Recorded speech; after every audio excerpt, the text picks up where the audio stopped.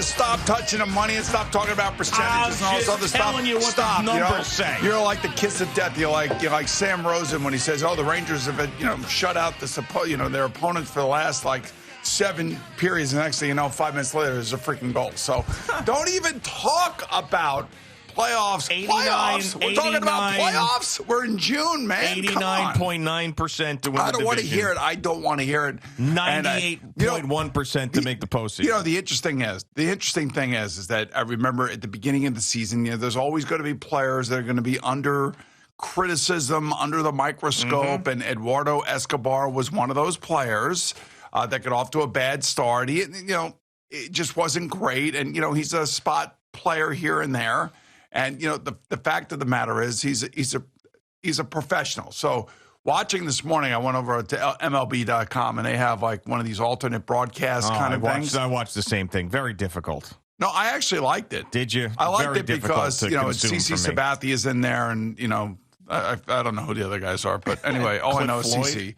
Yeah, Cliff Floyd. That's right. And Yonder Alonso. All right, thank you very much. And then there's some host that doesn't talk. That just sort of sat there and cackled a little bit. I'm like, you could put Al in there at that spot and just let him sit there. Yeah, and then what happened? Yeah, right. Basically. But anyway, I was watching some of that this morning, and they were genuinely happy for Eduardo Escobar, who hit for the cycle, as you said. But Carlos Carrasco had 10 strikeouts, another strong performance by him. And now that's 3 games in a row they've won. And they're 3-2 on this present road trip, which is exactly what we were talking about. They got to be able to do this and continue to do this. And the fact that they're hitting the way they're hitting, it reminds me a little bit of the Rangers when the Rangers first started this year, because as they got going and you watch their power play all of a sudden take off, you're like, damn, we finally got a power play. Now, a lot of that has to do with Adam Fox. There's no question about that. But we finally have one. We have one of the best power plays in the NHL. And you're saying to yourself, damn, when was the last time that happened for the Rangers? Now we have one of the best offenses in baseball with the Mets. Which is just so refreshing. And especially after getting, basically shut out the first 2 games on this road trip in L.A. And then them bouncing back in the way that they have the last 3 games. It's just so refreshing to know that they're not going to go into a hole in an extended slump. I mean, that's probably the biggest thing. I mean, you don't get to 89.1% to win the division by just being a normal team. I mean, the reason why is because they don't go on extended losing streaks. You just got to calm down with that and stop using numbers like that. You don't get to 98.3% to make the playoffs with just being a normal team. I need you to jot something down for me, Al. All right, hang on. Go ahead. All right. Are you ready to jot it down? Got my notepad. Today happens to be Tuesday, June 7th, 6/7/2022. And Gio is already talking about the playoffs. Yeah. And I don't want him to be talking about playoffs. I want him to be staying in the moment and talking about what you just talked about, staying away from the elongated losing streaks and having different players step up at different times. Thomas Nido one day, Eduardo Escobar another day, Jeff McNeil, Pete Alonso. Let me explain Brandon myself Nimmo a little comes bit through. No.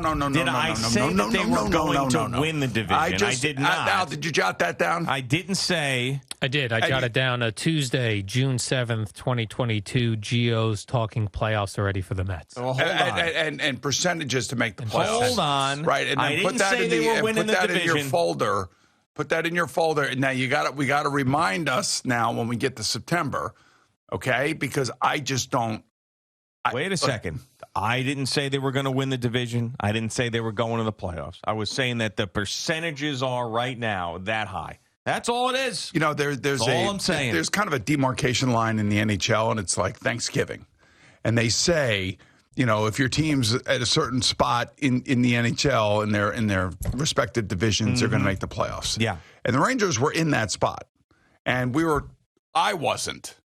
People like you that don't understand how this whole thing works and just the spiritual nature of it, because I know you're not a spiritual person. I'm a numbers guy, and the numbers are dictating. I'm about spiritual feelings, and the spiritual feelings that I had around Thanksgiving, where yes, I believed in so wholeheartedly that my hockey team was going to make it to the playoffs, but I never guaranteed it. I didn't look at percentages. I never brought up percentages.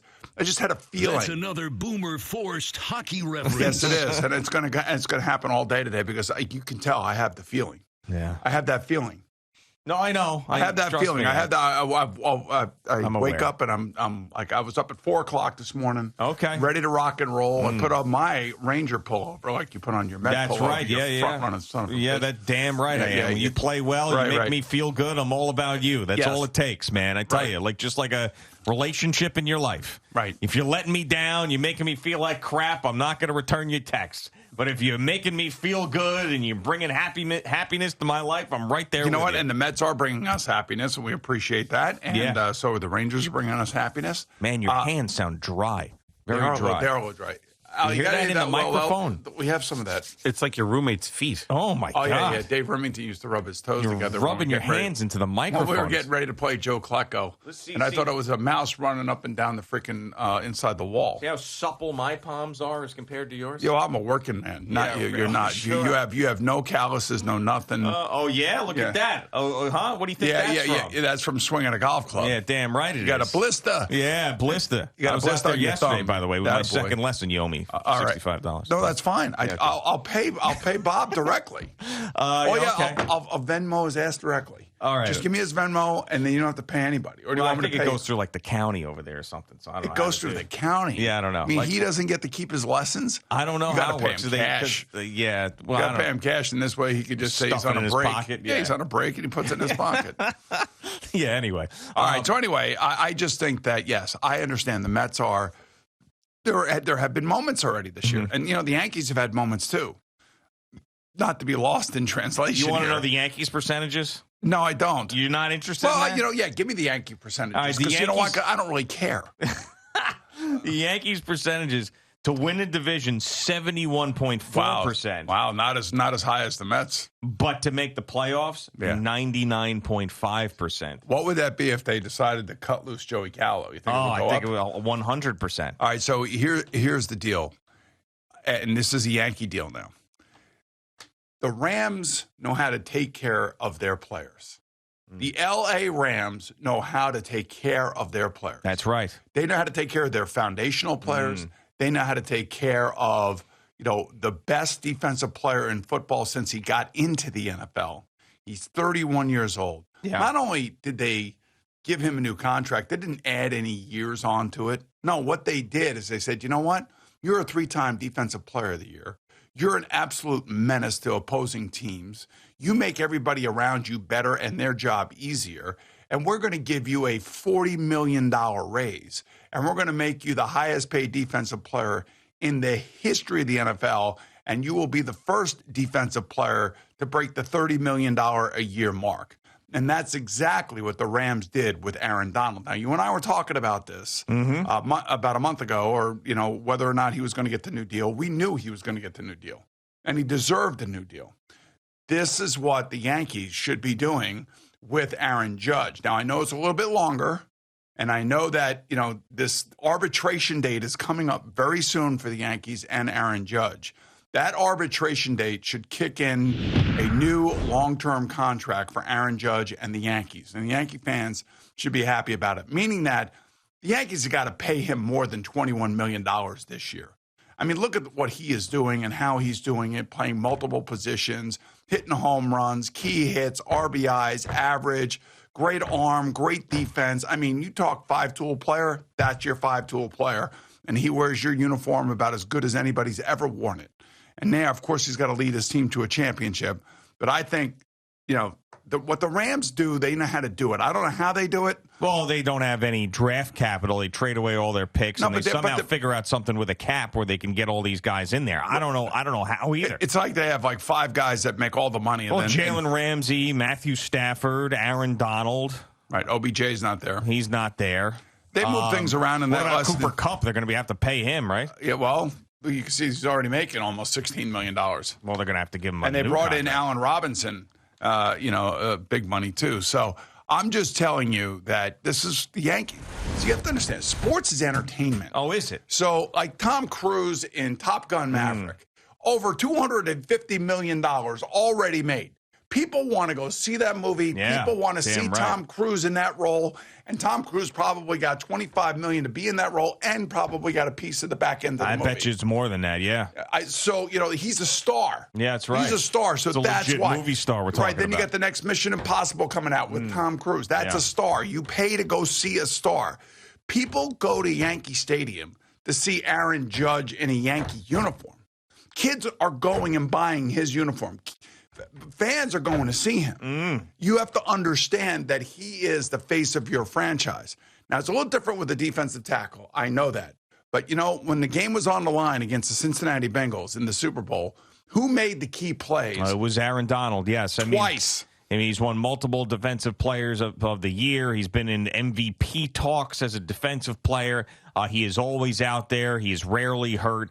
And in the biggest of spots, he was making the plays in a championship And the best thing game. about him, he's not a jackass. No, he's not at all. What he is, he's a leader of your team. He's quiet. He goes about his business, and he wrecks other teams' offenses. I still have a cell phone number for him from many years ago. Congratulations. Should I write congratulations on getting the bag? Yeah, that's how the athletes, they talk these days with the when they get the contracts. What's that now? Getting the bags. Secure the bag. Man, we've come a long way. For us, used to be getting the Benjamins. Getting the Now Benjamins. it's getting the bag. Yeah, no, He get the bag. He's got the bag. Yeah, I said, should I write hey, congrats on getting the bag? Yeah. Securing the bag. So his deal basically is for 3 years, and it's a $40 million raise. I mean, come on. Pretty good. I mean, it's awesome. It's 3 years, $95 million. And say, he's a guy that deserves it. And the fact that it's not a Fugazi long-term BS contract, he's going to see all the money. Yeah. And it is essentially all guaranteed, which is exactly what Deshaun Watson did with the Browns. Yeah. And which is complicating matters with Kyler Murray. It's complicating matters with, what's his name, Lamar Jackson. But the Rams get it done, man. The Rams get it done, and they got a great player. They got a Hall of Fame player. If he quit today, he'd be first ballot Hall of Fame. Oh, of course, which is what he was sort of talking about to gain some leverage, saying that, I could just walk away. I'm satisfied. I got myself a Super Bowl. I got myself a lot of money. Yeah. I'm satisfied. And they said, hold on a second. Well, that maybe Rodney Harrison was right. Yeah, I do believe that I don't think Aaron Donald, I do think he still wanted to play, and the money was going to certainly affect that. But I do think that part of him was serious about it. I really do believe that. Maybe at that moment after a 17-game season and playoffs and just your body beat up and everything else. Oh, I mean, everybody's miserable about that time. Even Aaron Rodgers is still talking. Every day I think about retirement. Yeah, who was it? There was a Chuck Noll who said that the second you think about retirement, you're already retired. Yeah, I don't know if was his line. Yeah, but it could have been Chuck Noll, could have been whoever. Bud Grant, could have been I John Madden. could have gotten it out of a fortune cookie. Who knows? Whatever. But I remember seeing that at some point.